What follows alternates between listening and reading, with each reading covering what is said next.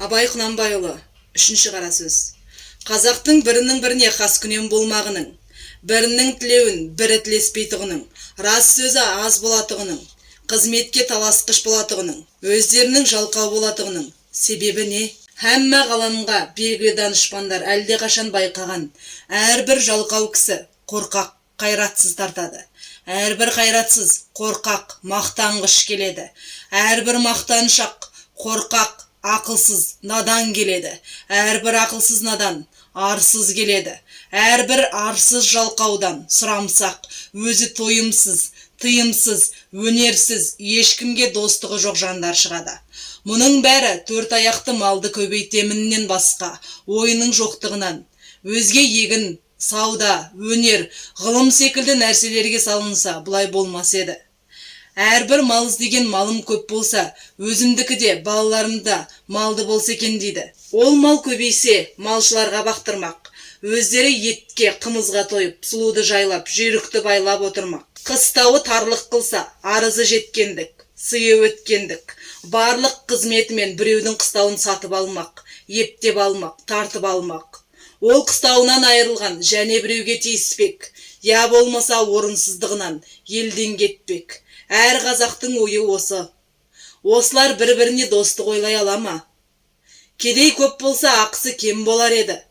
Малдан айырылғандар көбейсе, қыстауы босар еді деп. Мен ананы кедей болса екен деп, ол мені кедей болса екен деп. Әуелде ішімізбен қас сағындық. Әрберден соң сыртымызға шықты. Жауластық, дауластық, партияластық. Осындай қастарға сөзім өтімді болсын. Және де ептеп мал жиюға күшім жетімді болсын деп. Қызметке, болыстық, билікке таластық.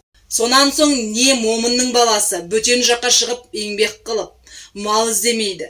Егін сауданың керегі жоқ болады. Өз басын өзі осындай таласпенен кісі көбейтеміз деп партия жиғандардың бүгін біреуіне, ертең біреуіне кезекпен сатады да жүреді. Ұрылар тыйылмайды. Ел тыныш болса, оның ұрлығын ешкім сүйемес еді.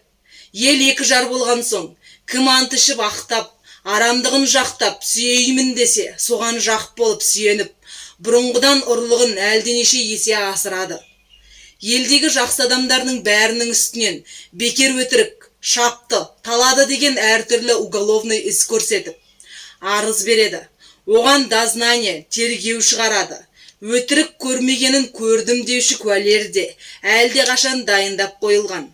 Бағанағы жақсы адам сайлауға жарамасы үшін, ол адам басын құтқармақ үшін жамандарға жалынса, оның да адамдығының кеткені. Егер жалынбаса, тергеулі сотты адам болып, ешбір қызметке жарамай, басы қатерге түсіп өткені. Ол болыс болғандар өзі қулық, арамдықпен болыстыққа жеткен соң, момынды қадірлемейді, өзіндей арам қуларды қадірлейді. Өзіме дос болып жәрдемі тиеді деп. Егер қас болса, бір түрлі өзімде залал жасауға қолынан келеді деп. Осы күнде қазақ ішінде ісі білмес, кісі білер деген мақал шықты. Оның мәнісі ісіңнің түзулігінен жетпессің, кісінің амалшы айлалығынан жетерсің деген сөз. 3 жылға болыс сайланады. Әуелгі жылы сені біз сайламадық па деп елдің бұлданғанымен күн өтеді. 2-ші жылы кандидатпен аңдысып күн өтеді. 3-ші жылы сайлауға жақындап, тағы болыс болып қаларға мүмкін болар мекен деп күн өтеді. Енді несі қалды? Осы қазақ халқының осындай бұзықшылыққа тартып, жылдан жылға төмендеп бара жатқанын көрген соң, менің ойыма келді, халықтың болыстыққа сайлаймын деген кісі пәлен қадірәлі орысша образование алған кісі болсын.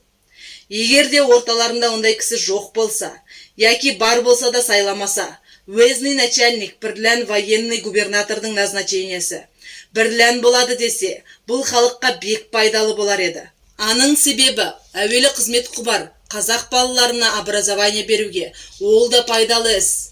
2-ші назначение бірлән болған болыстар халыққа міндетті болмас еді, ұлықтарға міндетті болар еді. Және назначение қылғанда тергеуі сұрауы барлығына қарамаса, өтірік арыз берушілер азаяр еді, бәлки жоғалар еді.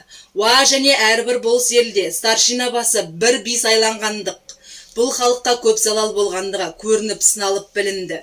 Бұл билік деген біздің қазақ ішінде әрбір сайланған кісінің қолынан келмейді. Бұған бұрынғы Қасым ханның қасқа жолы, Есім ханның ескі жолы, Әз Тәуке ханның күлтебінің басында күнде жиын болғанда жеті жарғысын білмек керек. Ол ескі сөздердің қайсысы заман өзгергендікпенен ескіріп бұл жаңа заманға келіспейтұғын болса, оның орнына татымды толық билік шығарып, төлеу саларға жарарлық кісі болса керек. Ондай кісі аз, яки тіпті жоқ. Бұрынғы қазақ жайын жақсы білген адамдар айтыпты. Бей екеу болса дау төртеу болады деп. Оның мәнісі тақ болмаса жұп билер таласып, дау көбейте береді дегенмен айтылған сөз. Үйтіп бей көбейткенше әрбір болыс елден толымды, білімді үш-ақ кісі билікке жыл кесілмей сайланса, олар түссе, жаманшылығы әшкере, білінгендікпенен түссе, әйтпесе түспесе, билерге даугер адамдар қарамай, екеуі екі кісіні билікке таңдап алып, үстінен біреуді посредникке сайлап алып, біте берсе, егер оғанда ынтымақтаса алмаса, бағанағы үш бидің біреуін яки жеребемен сайлап алып жүгінсе, сонда дау замай бітім болар еді.